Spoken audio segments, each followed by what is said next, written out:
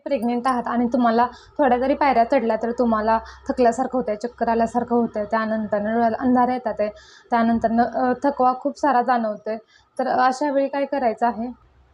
आणि हो, तुमचा चेहरासुद्धा पेल पडलेला आहे, म्हणजे असं पूर्ण व्हाईट व्हाईट दिसत आहे. आणि तुम्ही तर प्रेग्नेंट आहात, तर अशा वेळी काय करायचं आहे की तुमच्या डॉक्टरांच्या जवळ जायचं आहे. तुमचं कंप्लीट ब्लड काउंट करायचं तुम्हाला, चेक करायचं आहे.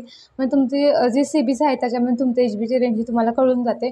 तर नॉर्मल HB किती असतं, तर नॉर्मल HB 10 ते 12पर्यंत असतो. हा नॉर्मल आहे. तर माझ्याकडे आता एक पेशंट आली होती, तर तिचं HB फक्त 7 होतं. तर अशा वेळी काय होतं की तुमचं HB जर कमी असेल तर तुमचं वजनही वाढत नाही, तुमचं रक्त कमी होतं, पुन्हा बाळाचं वजन वाढत नाही, बाळाला रक्तपुरवठा हा कमी होतो. दुसरी तर गोष्ट बाळाला बाळाची ग्रोथ अँड डेव्हलपमेंट ही व्यवस्थित होत नाही. आणि चौथी गोष्ट आहे तर तुम्हाला डिलिव्हरीनंतरनं रक्त चढवायची वेळ येऊ शकते किंवा आणि पाचवी गोष्ट तुमच्या डिलिव्हरीनंतरनं तुम्हाला पोस्टपार्टम हेमरेज म्हणजे खूप सारं ब्लिडिंग हे होऊ शकतं.